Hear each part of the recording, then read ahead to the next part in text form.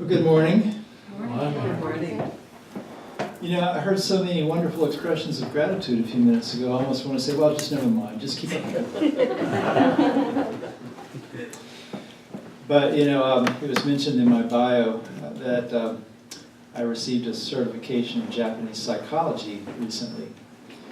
And this program is run by a fellow named Greg Creech, who's become a good friend at the Toto Institute, which is up in Vermont.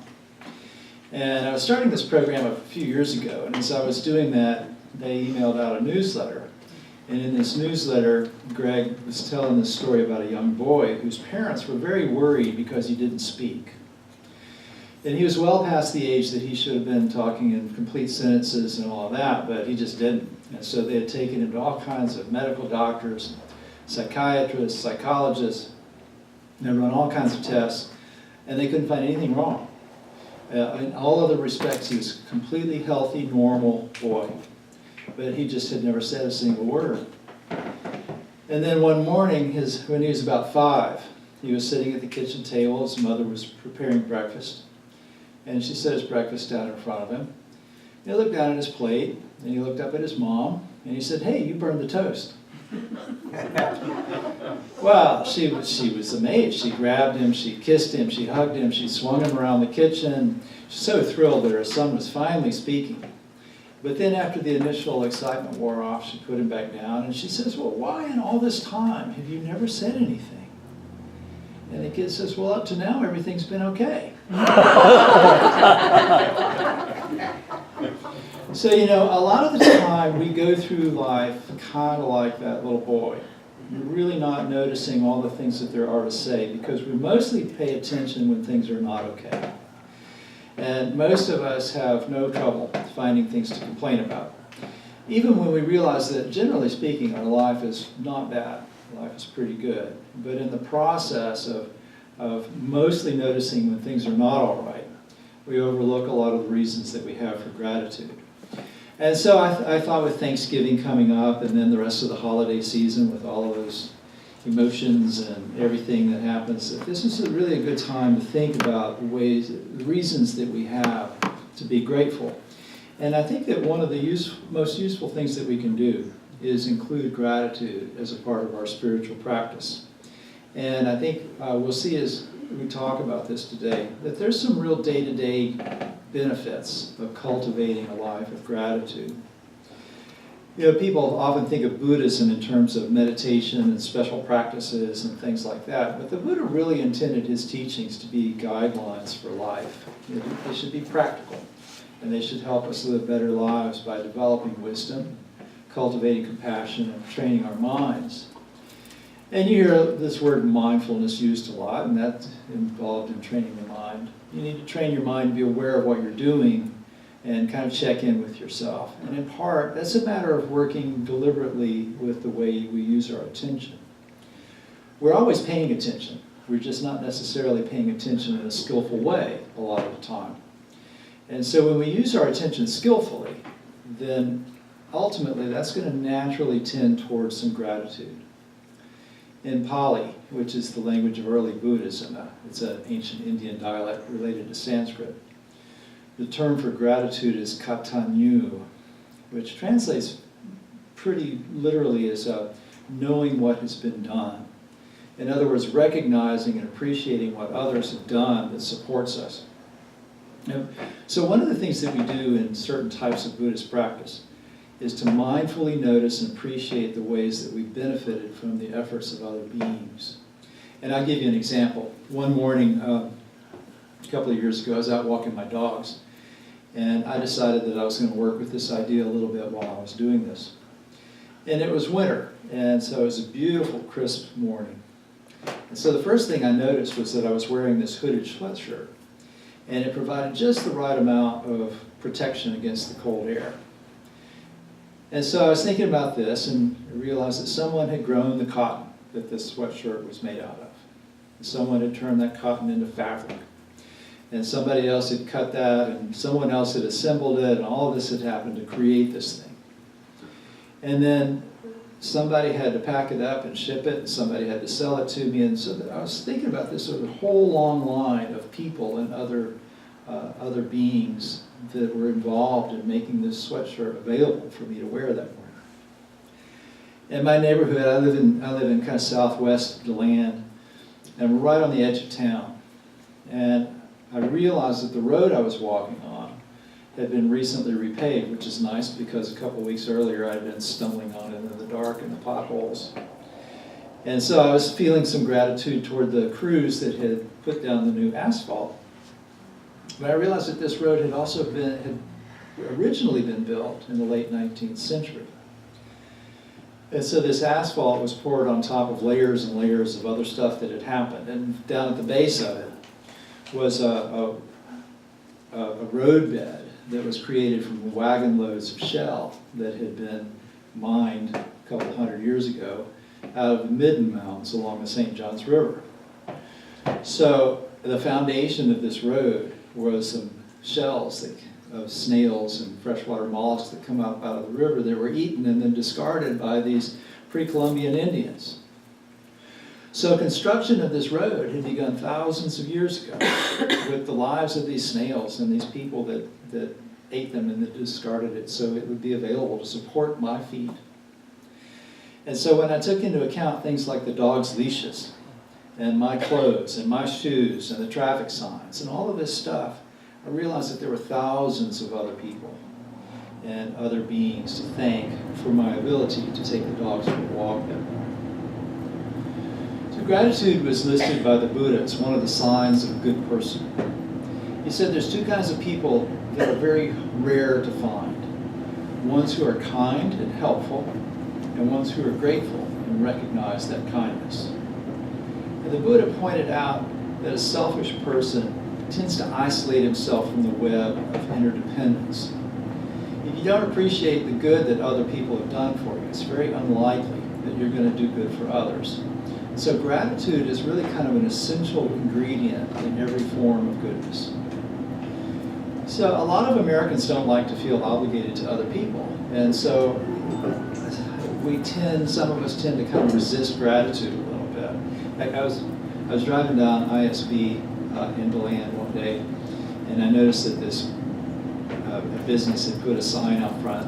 The person who owned the business said, "The government didn't build my business, I did." I thought, well, that's good. So you built International Speedway Boulevard so your vendors and your customers can get to you. You know, and you think about it, kind of disregarding all of these things that have to happen from society and from others that make it possible for us to do what we do.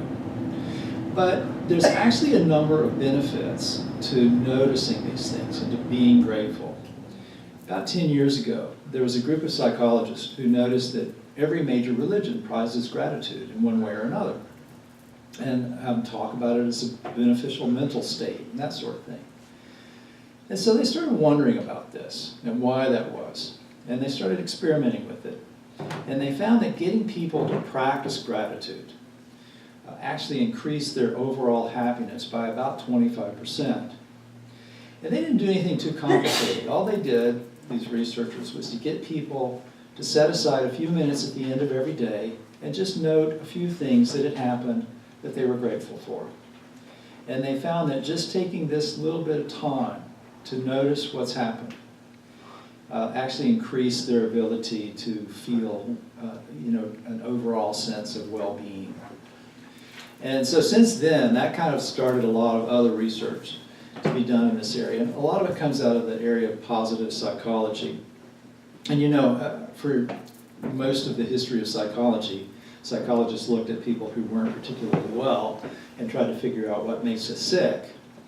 And in positive psychology, they look at people who are doing really well, who are happy and productive and all those kinds of things, and try to figure out what they're doing so they can see if we do that too, can we also be happy? And so they've studied a lot of kind of what makes people happy, and they find gratitude at the root of much of that.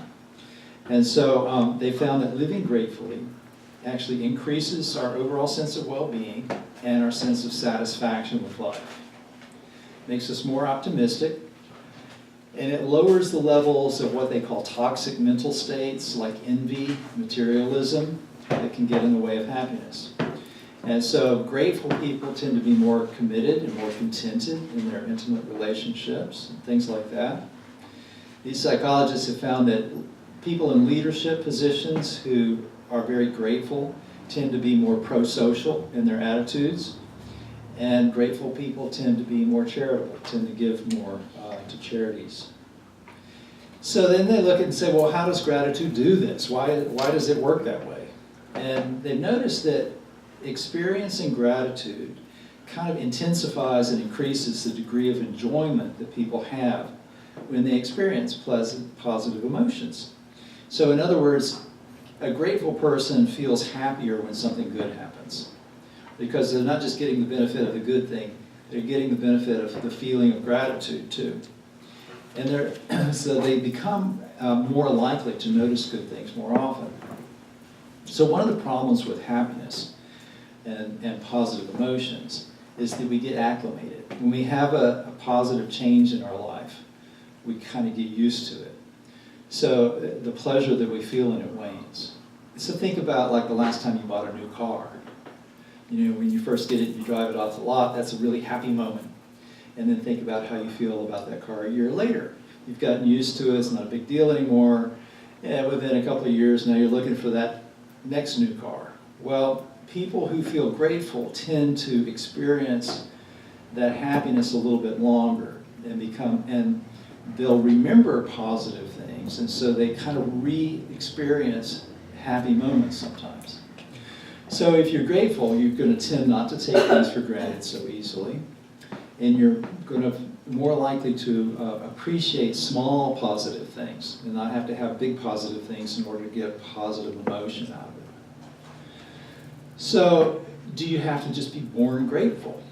And the answer that these psychologists have come up with, and that the Buddha pointed out 2,500 years ago, is that you can cultivate this. You can make yourself more grateful. So I mentioned those researchers who had people just write down reasons that they had to be thankful. And that has been repeated and replicated. And there's a couple of studies have shown that if you want to practice that, the ideal thing is to do that once a week. More than that, you kind of get used to it, and so you don't think about it so much. Less than that, you don't get the benefits. So you could do a little gratitude journal once a week, write down 5 reasons that you have to be grateful, and you'll actually make yourself feel better in the process. I mentioned Japanese psychology earlier, and one of the things that we do really is emphasize training in gratitude. So for example, one of my teachers suggests taking a retreat from complaining. Yeah, sometimes people think, though, that if you don't complain, situations won't get better. And that sounds kind of logical, but let me ask you this. What is the theme of Martin Luther King's most famous speech? I have a dream. How many of you knew the answer to that question? Probably just about everybody. Suppose the theme of the speech had been, I have a list of complaints. Yeah. It probably would not have been remembered as much. And certainly, if anyone had a reason to have a list of complaints, it was people like Dr. Martin Luther King at that point in time. But instead of just outlining his complaints, he focused on possibilities, not problems. And so, even without complaining, we can still get things done if we kind of focus on where we want to go instead of what we don't like. And that's an interesting mental technique to do too. One of my favorite exercises is every time I catch myself thinking I have to do something, change it to I get to. I was driving to a Catholic church in Daytona Beach for an interfaith service one day, and it had just started to rain as I was coming into town. And I live in DeLand, so I'm driving up International Speedway Boulevard. About the time I hit 95, it starts to rain. And I think, oh no, I have to drive across town in the rain, in the rush hour, because it was the end of the day. And then I caught myself thinking that, and so I changed it. I noticed there's people standing by the bus stop in the rain, and I'm going, oh, I get to drive. And I get to listen to the radio, and then I get to go to this Catholic church, and I get to talk to them about Buddhism as part of this really nice service with a bunch of ministers from different religions that I've met and I like. And so all of it, I mean, it's a huge shift in the way you experience the world, just to go from have to get to. So there's a bunch of other things you can do. When I was a kid, my family would start every meal by saying grace, and most of the other families that I knew did that also. And you could do a variation on that. These days, as a Buddhist minister, when I sit down for a meal, I take a moment to acknowledge what made that meal possible, and to dedicate that meal to the enlightenment of all beings. You don't have to do that, but take a moment just to see where that meal came from and hope that it nourishes your practice. When I was in the Bright Dawn ministry program, we spent several weeks actually working very specifically on gratitude. And as part of that, we took a day where we said thank you mindfully. We go through, a lot of time we go through the day and we say thank you several times, but we really don't pay much attention to it. You know, somebody will hold the door to us and they say, thanks. But when you have to take that extra moment to say thank you for holding the door for me, or thank you for helping me get inside, or whatever it is that they did, two things happen.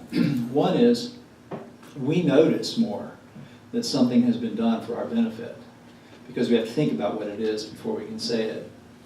And then the side benefit of that is that we let the other person know that they're appreciated. And so you'll notice that you get a lot more smiles because you thank them specifically. You might stop once in a while and thank the objects that support you. In Zen centers, it's pretty common when you are doing a period of meditation, when you get up, to bow to your cushion, because they've been supporting you all that time, right? And it might seem a little weird. I mean, you know, at the end of church today, you can stand up and bow to your pew. It might seem a little strange, but think about where this thing came from and what all was involved in bringing this into being so that you could sit on it.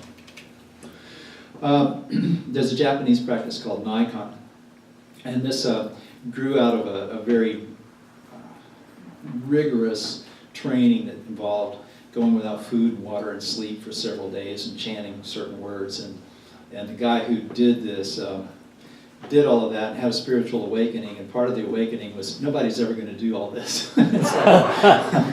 So he kind of came up with a way to get at what he had arrived at doing this thing, and it involves looking at three questions.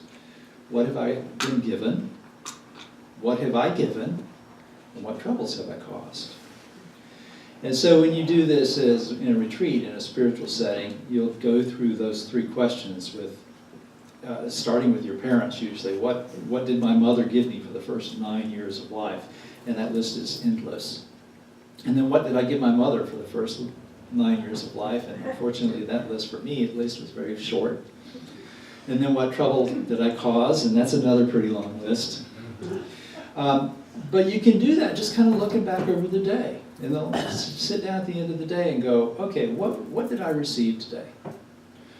Well, you know, I got the use of a church today. That's a gift.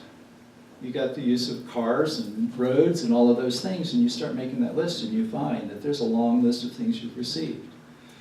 And once you do that, then say, well, what did I give? And you start, if you do this regularly, you start looking for opportunities to give, because your list is always too short. And so, and then what troubles did I cause? That's another list that if you look carefully can get pretty long. So you find yourself doing things like taking the time to make sure you bring your green bags to the grocery store with you, or push the cart back into the store after you load your car, and that kind of thing. If you start thinking about the things that you get from your spouse, for example, you find that that really helps keep you from taking the other person for granted. And practicing gratitude in this way really helps to increase diligent effort. When we come to life with a sense of entitlement instead of a sense of gratitude, we don't have quite the understanding of how important life is and what's being asked of us. In Buddhism, the Buddha talked about the rarity of human birth and how precious life is. And he used this metaphor of a blind turtle swimming in a vast ocean. And there just happens to be a hoop about big enough for a turtle's head to fit through, just sort of floating around on the waves. And this turtle just happens to surface with its head going through that hoop. He says, that's how rare it is to be born a human being in a place like this where there are spiritual teachings and spiritual communities available to us. And so take a moment to realize how fortunate we are to have this particular birth can really help us to develop the conviction to do what we can with this opportunity. We can even be grateful for our difficulties because they remind us what the blessing of life is. We have an argument with a friend, for example. Well, think about how nice it is that you can hear your friend, that you got a mouth you can talk with, that you got friends you can have arguments with. We can even be happy when we have real difficult times. There was a time in my life when I was going through a whole lot of stuff. And I happened to go to Taiwan on a business trip. And I knew while I was there that parts of my life were really unraveling, and I was facing a lot of trouble when I got home. And the people that I was traveling with took me to a place called Snake Alley. And Snake Alley is kind of an arcade, but originally it was an alley that leads to a red light district. And so either side of this, there were all these snake oil salesmen who sold, snake meat and all this kind of stuff. And the place was just weird, and it gave me these really bad dreams. But in one of them, there was this snake oil salesman saying, drink this, and it'll undo any trouble you've experienced. And so I woke up, and I'm lying in the dark in this hotel room in Taipei, and I'm thinking about this, and I'm thinking, boy, I wish I could go back to Snake Alley and find that guy. It'd be so great if I could just do something magical that would take away some of the bad events that have happened in my life. But as I'm lying there thinking about this, I start to think about these bad events, and I realized that they had all led someplace good. They'd all led to something that I wouldn't want to give up. So it gave me a little bit of what I would call faith. And one of my definitions of faith is that faith includes the ability to be grateful for your difficulties while you're in their midst, rather than waiting until you're 10 or 20 years later and looking back on them. A lot of times we try to maintain a positive outlook by ignoring suffering, but it's not really a very helpful strategy. It's a lot better to accept that life contains suffering, and that suffering is not all that there is. Life often gives us cause for concern, but if we're paying attention, we can often also find causes for joy. And if we're really mindful, we can be grateful for both. So thank you very much for your attention. Have a happy Thanksgiving.